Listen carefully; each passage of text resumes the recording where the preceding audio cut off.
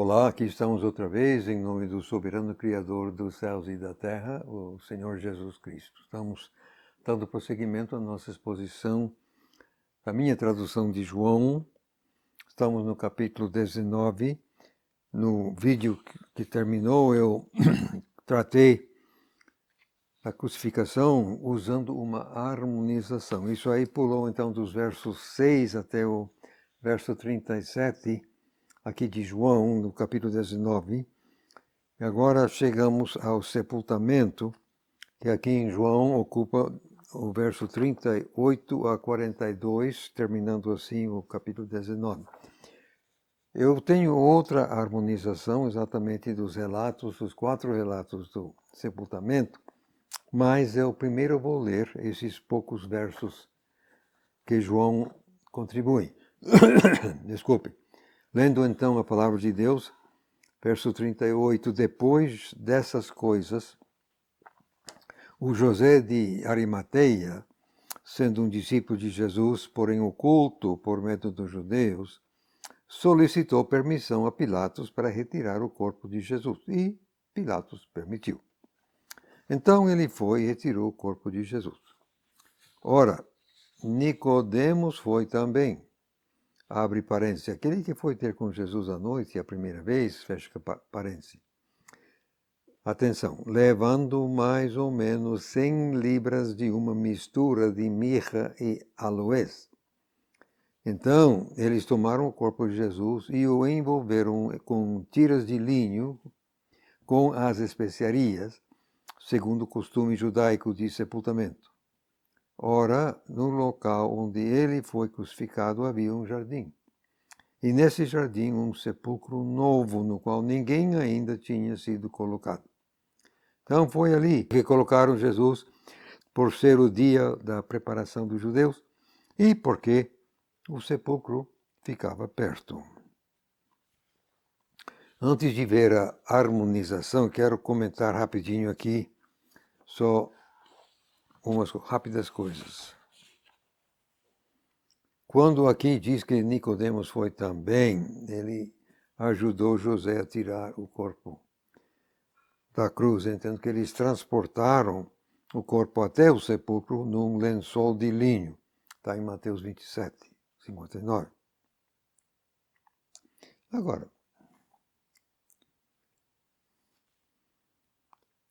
Nicodemos levou meramente 100 libras, mais de 40 quilos, de uma mistura de mirra e aloés. Alguém poderia, ou seria capaz alguém de supor que foi por mero acaso que eles tinham 100 libras de especiarias caras em casa fazendo nada? Não dá, não é? Não. Sem dúvida, tudo foi preparado de antemão, de propósito, incluindo o sepulcro. Esses homens certamente receberam orientação específica e estavam aguardando a vez de cumprir a tarefa que lhes cabia, tanto José como Nicodemo. Quando aqui que diz no verso 41 que o sepulcro era novo, ninguém tinha sido colocado ali ainda, isso faz lembrar Isaías 53, verso 9, que afirma que o Messias receberia o sepultamento de um rico. E aconteceu. Um sepulcro novinho, espaçoso e ainda 100 libras de especiarias caras. Bom, o cadáver de qualquer criminoso executado normalmente receberia tratamento ignominioso. E sou capaz de imaginar que os sacerdotes queriam isso mesmo. Mas o pai garantiu que o seu filho recebesse sepultamento honroso. Mateus 27, verso 60, nos informa que o próprio José tinha preparado o túmulo e o fez num local perto de Gólgota. O verso 42, logo em seguida aqui, diz que foi de propósito pelo motivo mencionado. Fica claro que José e Nicodemos fizeram o que fizeram debaixo de orientação divina e, obviamente, Deus bem sabia tudo o que seria necessário. Pronto.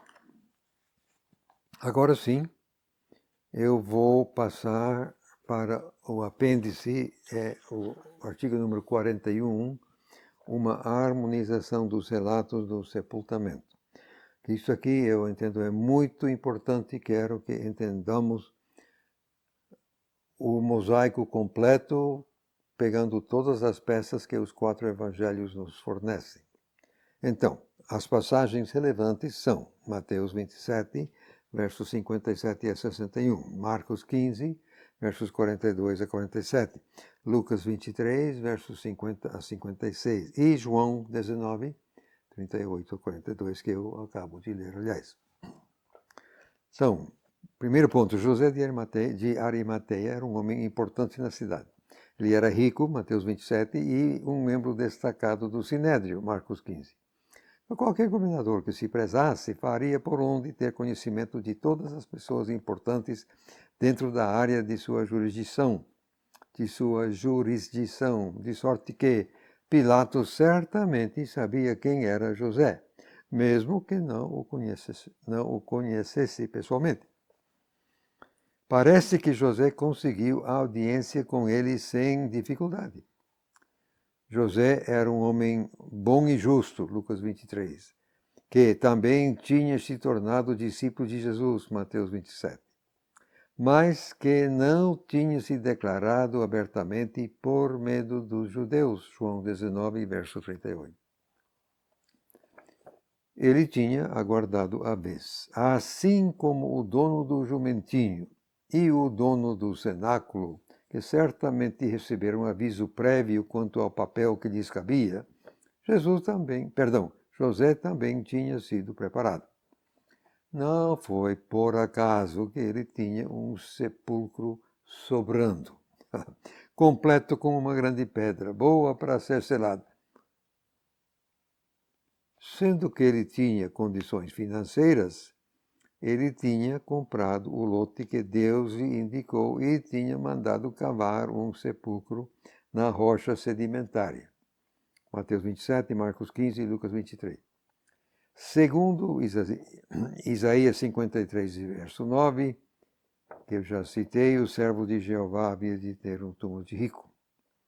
2. Nicodemos era um fariseu, um príncipe dos judeus, João 3:1, aquele que veio a Jesus de noite, João 19, já que ele deu início à sua entrevista afirmando que Jesus era um mestre vindo de Deus, João 3:2, ele certamente se tornou um discípulo. Sendo que ele defendeu Jesus abertamente, João 7, 55 e 51, a sua tendência era bem conhecida, presumivelmente. Ele também tinha sido preparado para auxiliar José com o sepultamento. Ele comprou um composto de mirra e aloés, quase 100 libras, João 19, o que, convenhamos, representava um investimento de algum tamanho. E o colocou dentro do túmulo a tempo de ajudar José com o corpo.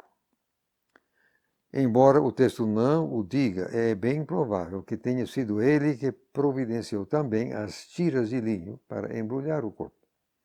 Obviamente, todos os preparativos tinham de estar prontos antes do momento do sepultamento. No momento certo, José foi corajosamente a Pilatos e pediu o corpo de Jesus, Marcos 15. Como já dissemos, aparentemente ele conseguiu a audiência sem dificuldade. Agora, Marcos 15, 44.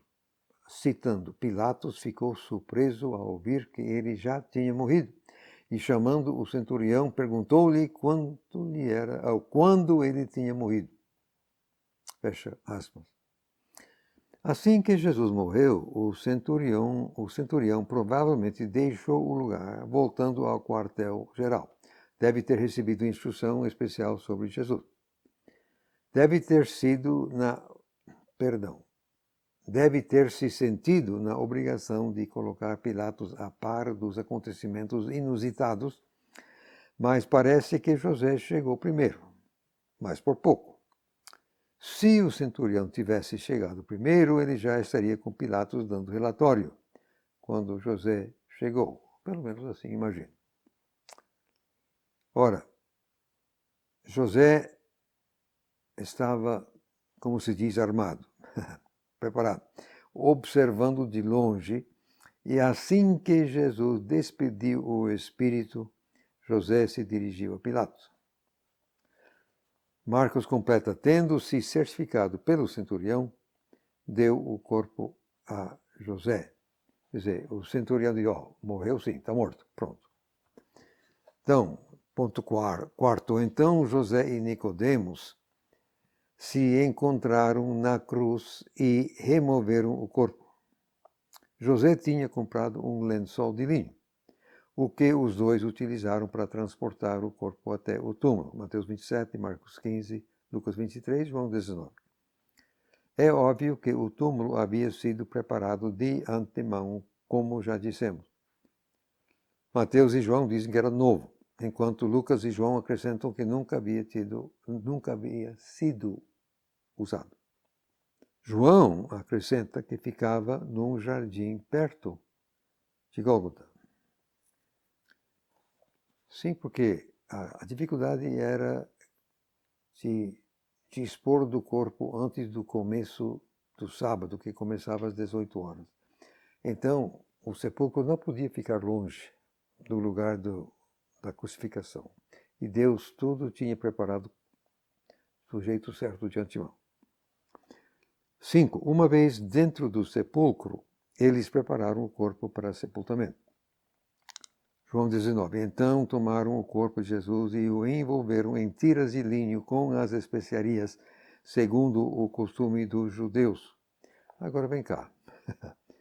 Quantas tiras de linho seriam necessárias para segurar 45 quilos de especiarias, envolvendo o corpo, menos a cabeça? O resultado pareceria como com um casulo ou uma múmia, exceto que não incluiu a cabeça, que foi coberta por um lenço. João 20, verso 7. 6. Quando terminaram a tarefa, eles rolaram uma grande pedra sobre a entrada do sepulcro e se retiraram. Mateus 27 e Marcos 15. Se a rolaram, está assim no texto, era na forma de roda. Teria um sulco com ligeira inclinação para que José e Nicodemos pudessem rolar para baixo sem dificuldade. Mas chegando no lugar, parou. Mas levaria vários homens para fazer rolar inclinação assim, pois a pedra era muito grande, assim Marcos 16, verso 4. A pedra era muito grande. 7. Maria Madalena e Maria, mãe de José, seguiram, viram onde o corpo foi levado e ficaram sentadas em frente ao túmulo. Mateus 27, Marcos 15 e Lucas 23. Quer dizer, elas viram o lugar onde o corpo foi levado, mas obviamente não olharam para dentro do túmulo. Lá dentro tinha 45 quilos de especiarias com tiras de linho em número suficiente para embrulhar tudo aquilo. Lucas 23, 56 deixa isso claro. Voltando elas, prepararam especiarias e perfumes e no sábado descansaram conforme o mandamento. Ora, parece claro que elas não sabiam que os homens já tinham feito tudo. Claro, elas não iriam fazer isso se já estavam sabendo que estava tudo feito. Óbvio. 8º ponto. Embora subsequente ao sepultamento em si, o vigiar do túmulo é importante. É relatado em Mateus 27, versos 62 a 66. Eu vou ler, então, esse texto. No dia seguinte, o dia depois da preparação, os principais sacerdotes e os fariseus foram juntos a Pilatos, dizendo: Senhor, lembramos que aquele enganador, enquanto ainda vivia, disse: depois de 3 dias ressuscitarei. Ordene, pois, que o sepulcro seja guardado até o 3º dia, para que seus discípulos não venham de noite e o furtem, e digam ao povo que ele foi ressuscitado dentre os mortos. E o último engano será pior do que o primeiro.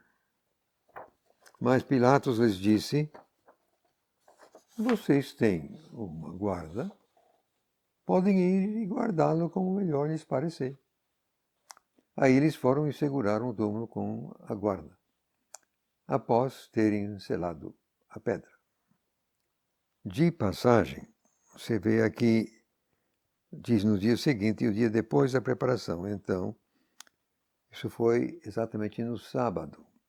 Esses grandes defensores do sábado vão exatamente violar o sábado para segurar o túmulo. Agora, vem cá. Você acha que Pilatos estava feliz? Pode saber que não. E talvez, quem sabe, ele não era tão estúpido como alguém poderia querer imaginar. A partir de Marcos 15, 44 e 5, sabemos que ele pediu relatório explicativo ao centurião, que tinha que explicar por que Jesus morreu tão cedo. Aí vai tudo, terremoto, escuridão, enfim, etc. A coisa toda. Aí o grande brado, aí ele se... Não, tudo isso foi explicado. Agora vamos ouvir Pilatos outra vez. Podem ir e guardá-lo como melhor lhes parecer. Pois não. Eu acho que Pilatos está sendo assim um pouquinho desdenhoso. Né? Ironicamente, aqueles grandes campeões do sábado foram obrigados a violar o sábado para assegurarem o sepulcro. Eles achavam que estavam sendo espertos, mas meramente colaboraram com Deus. A iniciativa deles tão somente tornou as evidências a favor da ressurreição ainda mais fortes. Pense um pouco. Quem removeu a pedra? A pedra foi selada com o selo do império. Quem vai violar esse selo? Os guardas não iriam tocar numa pedra levando o selo de Roma, mesmo porque não teriam motivo para fazer isso. As mulheres nem teriam a força física suficiente para fazê-lo. Pois então, quem removeu a pedra? Pois quando as mulheres chegaram, a pedra já estava removida, estava aberta. Quem removeu a pedra? Fatalmente foi o anjo. Exatamente. Mas com isso, os nobres dos fariseus deram assim, como diz o outro, um tiro pela culatra. Quer dizer, aquilo foi melhor para depois a defesa da ressurreição. Agora, então, até aí os sepultamentos. É isso que os 4 relatos. Agora, no finzinho, comentamos aqui a atitude de Pilatos. Eu já mencionei em outro momento que aqui, neste mesmo bendito apêndice, tem um artigo, Pobre Pilatos, lugar errado, momento errado. Ocupa uns, não sei, 3, 4 páginas, mas eu acho importante que você entenda exatamente o que aconteceu com Pilatos. E para isso nós temos que voltar até mesmo o jardim, o começo da história. Mas como a morte do nosso Senhor e Salvador e todos os eventos que vinham ao derredor disso são da essência da nossa fé, eu quero que você tenha uma visão completa, se possível, que você entenda como é que Deus fez e como é que aconteceu aquilo. Para que depois você possa ajudar os outros também. Então vamos lá. Quem quiser acompanhar é o número 42. Pobre Pilatos. Ele também viria me contestar depois, mas deixa para lá, vamos lá. Segundo João 18 e verso 12, tinha um hiliarchos entre os que foram ao jardim de Getsemane para prender Jesus. Ora, o hiliarchos comandava 1000 homens, ou talvez um corte, uns 600. Não haveria mais que um deles atuando em Jerusalém, que não era tão grande assim. De sorte que ele teria sido o chefe militar da cidade. Pois então, o que estava o chefe militar fazendo em Getsemane às 2 da madrugada? Se estava ali, foi porque o governador Pilatos o mandou ir. E por que faria Pilatos uma coisa dessas? Ele tinha suas razões. Enquanto governador, Pilatos representava o Império Romano. Ele tinha a responsabilidade de manter a paz, segundo os interesses de César. Naquele tempo, a cidade de Jerusalém não era muito grande, e se manter bem informado não teria sido difícil. Certamente Pilatos bem sabia de Jesus e teria acompanhado sua trajetória com atenção. Alguém com grande número de seguidores poderia se tornar uma ameaça. Não só, sendo que foi o servo dos sacerdotes que liderou a expedição, e foram eles que ficaram com o prisioneiro, parece claro que eles tinham procurado Pilatos e o convencido de que Jesus representava uma ameaça, tamanha que era preciso fazer alguma coisa. Jesus tinha usado violência ao limpar o templo, além de desprezar totalmente a autoridade deles, quer dizer, os judeus. Ele não poderia agir de forma semelhante contra Roma.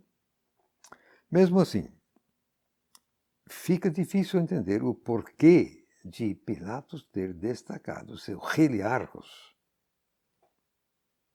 Talvez tenha sido para garantir que tudo se fizesse de forma profissional, ou então para formar uma opinião profissional quanto à natureza da ameaça.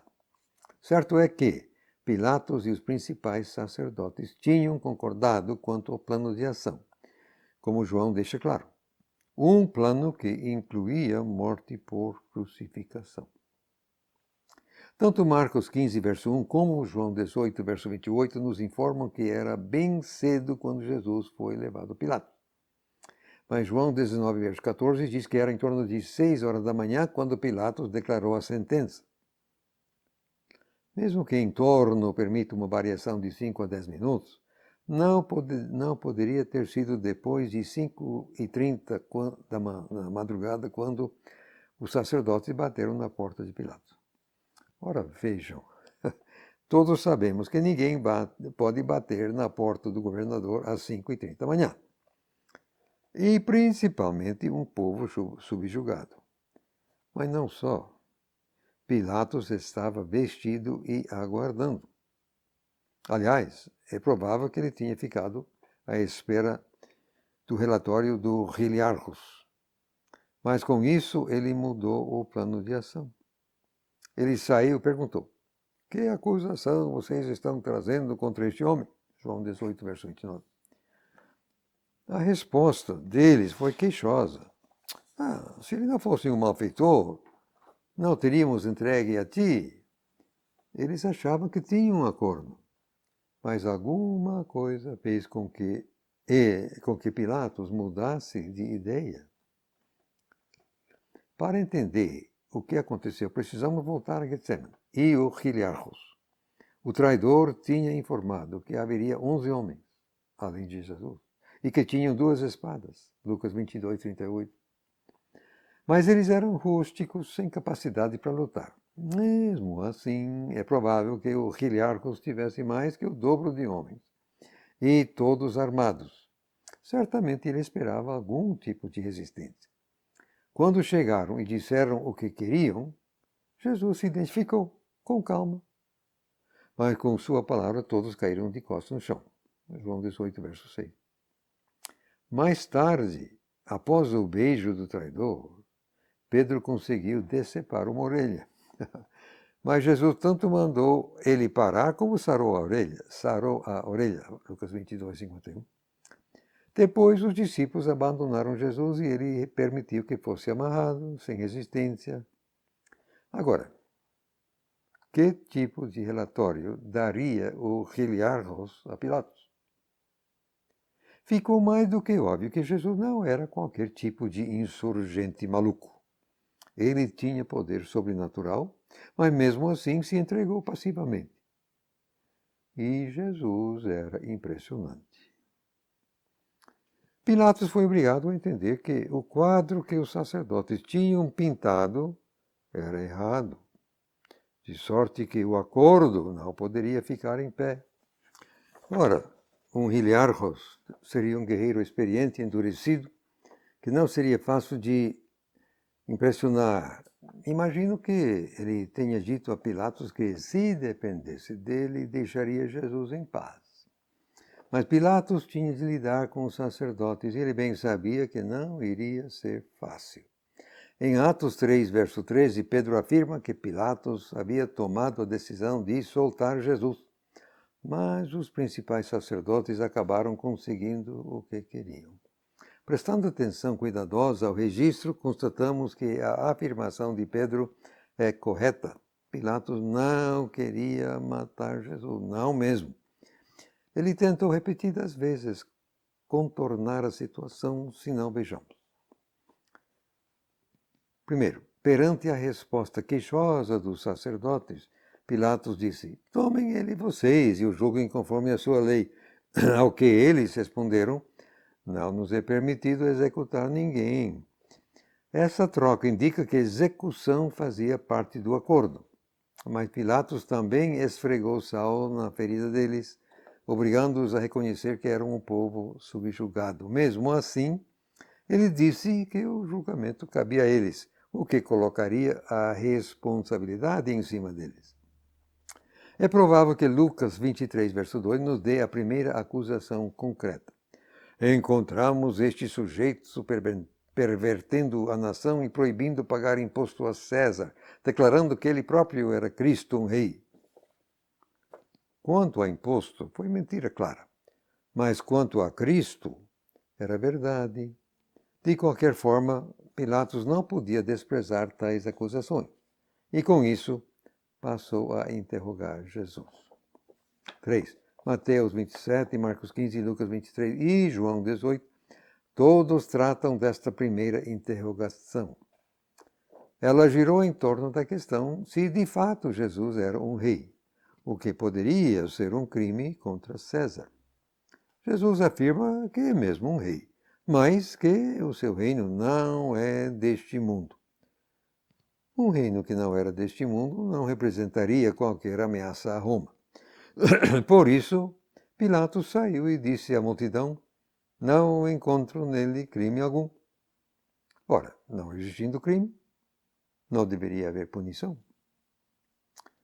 Só que aquilo produziu um monte de acusações a mais, às quais Jesus não respondeu sequer uma palavra, o que surpreendeu Pilatos. Mas entre as acusações, eles mencionaram a Galileia, o que levou Pilatos a saber que Jesus era galileu e, portanto, pertencendo à jurisdição de Herodes. Felizmente, pensaria Pilatos, Herodes estava na cidade e bem perto. Parece que ele tinha sido informado quanto ao que estava em andamento, pois ele também já estava em pé e vestido naquela hora, antes das 6 da manhã. 5. Aí Pilatos mandou Jesus a Herodes, talvez esperando que Herodes assumiria a responsabilidade. Lucas é o único a registrar esse desvio. Mas Jesus recusou-se a falar. Do que se pode fazer com alguém que não fala? Do ponto de vista do Senhor, Herodes era irrelevante. Era Pilatos que tinha a autoridade para mandar crucificar. Assim, frustrado, Herodes o devolveu a Pilatos, só que vestindo um manto magnífico. O desvio inteiro não deve ter levado mais que 15 minutos. 6. Coitado de Pilatos. O que fazer? Aí ele lançou mão da jogada de soltar um prisioneiro na Páscoa, esperando poder soltar Jesus. Mas a multidão exigiu Barrabás. Tanto Mateus como Marcos registram que Pilatos sabia que os sacerdotes estavam agindo por inveja. No meio do procedimento, Pilatos recebe uma mensagem de sua esposa a respeito do sonho, Mateus 27, verso 19.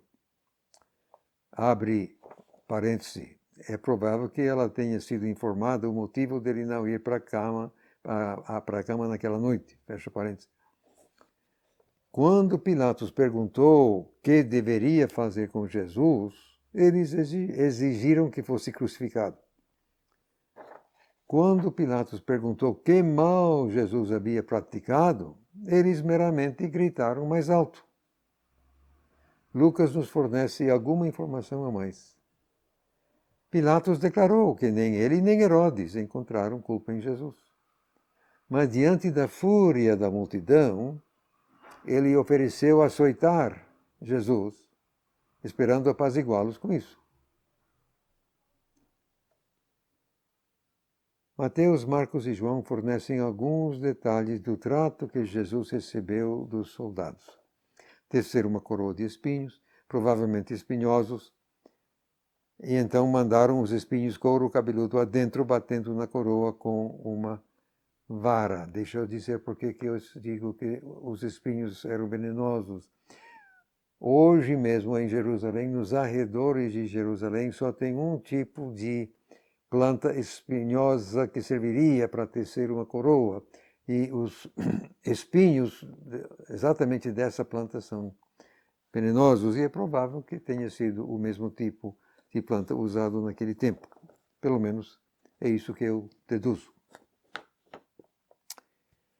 Agora, o veneno causaria o escalpo a inchar e sangue escorregaria das feridas. Eles cobriram seu rosto com cuspe. Embora nenhum dos evangelhos o mencione, é provável que Isaías 50 e verso 6 tenha sido cumprido também. Lá fala que ele deu as bochechas para o pessoal rasgar a barba.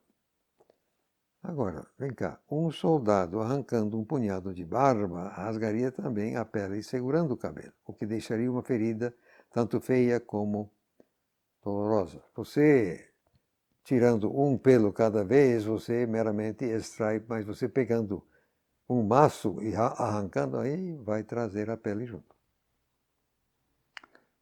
O efeito total deve ter sido horrível, deixando Jesus irreconhecível. Aliás, em Isaías 52, verso 14, diz isso mesmo. Ele era irreconhecível. Se cumpriu, portanto, literalmente. Aí, Pilatos mandou trazê-lo para fora e disse: Vejam o homem. Ele tinha repetido que não achou culpa nele. Eu creio que Pilatos talvez alimentava a esperança de que, ao ver quanto Jesus já tinha sofrido, a multidão ficaria satisfeita. Que nada, só ficaram piores. Crucifico, crucifico!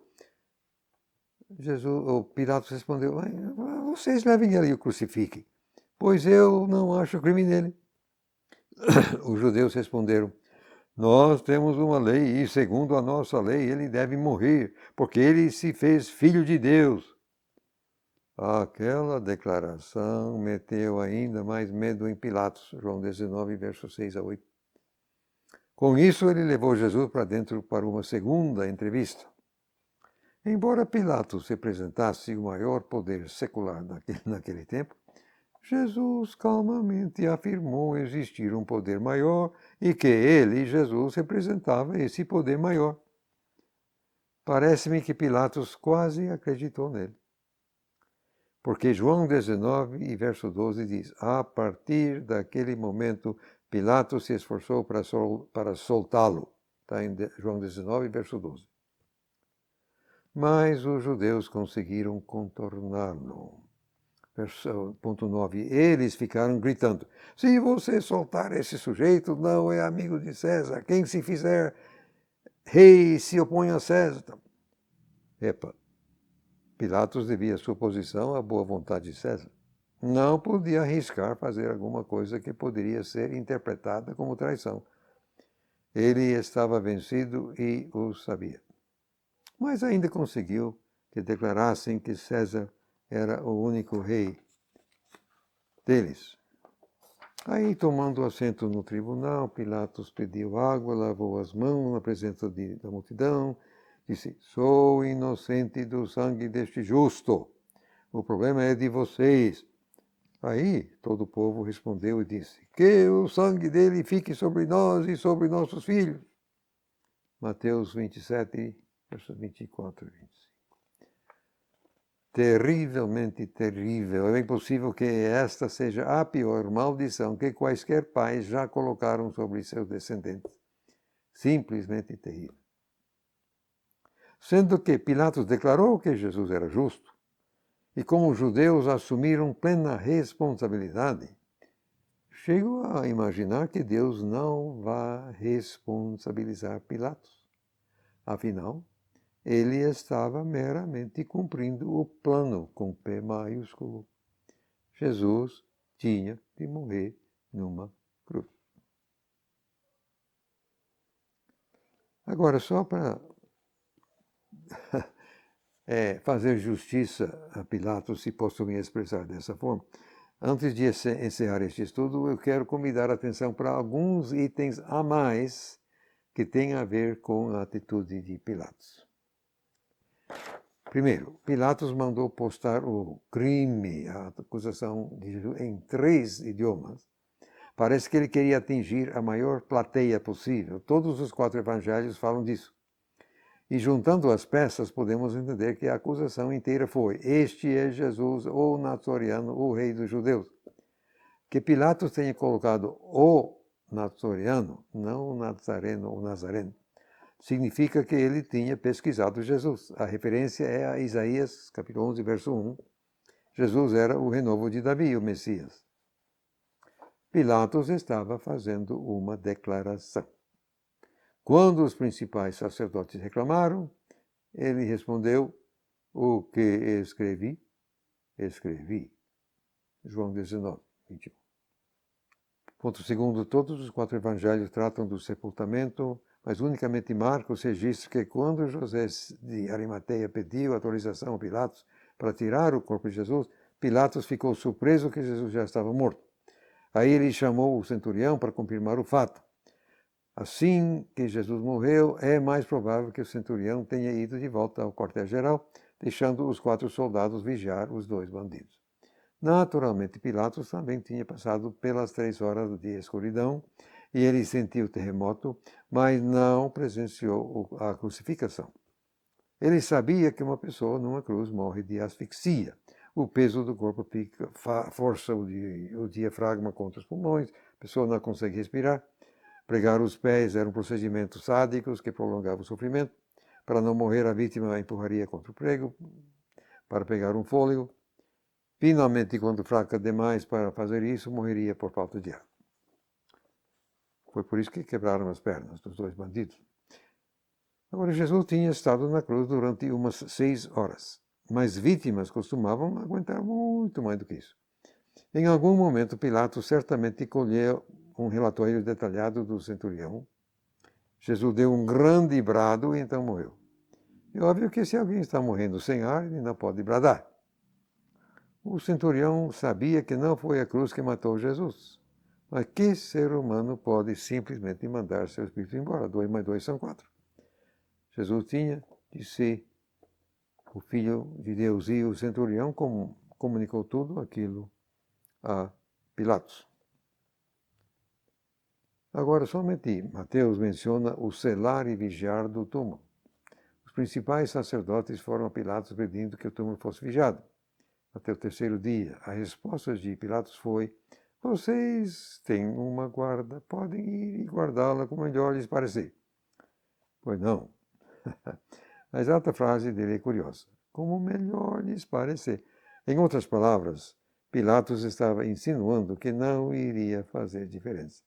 Eu chego a imaginar que Pilatos cria que Jesus faria exatamente o que tinha dito.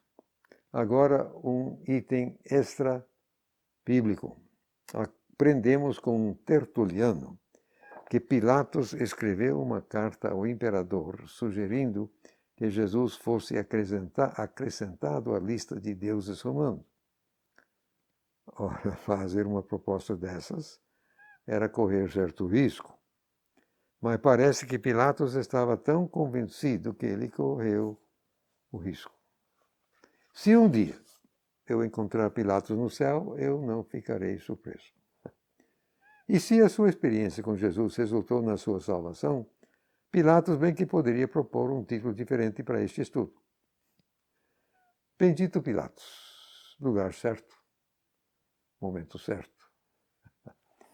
Bom, eu quis que você ouvisse o mosaico inteiro assim da questão de Pilatos, porque você sabe que Pilatos costuma ser um tanto vilipendiado, bicho tal e tal, que ele que mandou tal.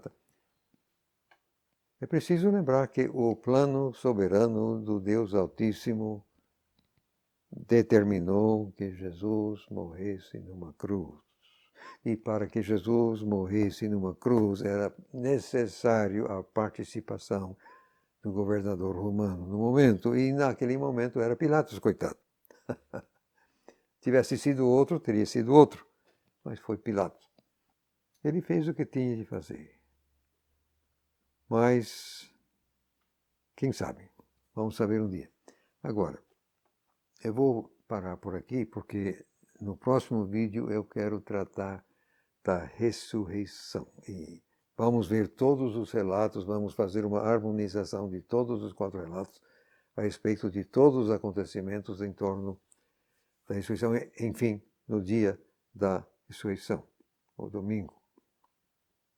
Então, assim sendo, eu vou parar por aqui. Que Deus nos ajude e abençoe a todos.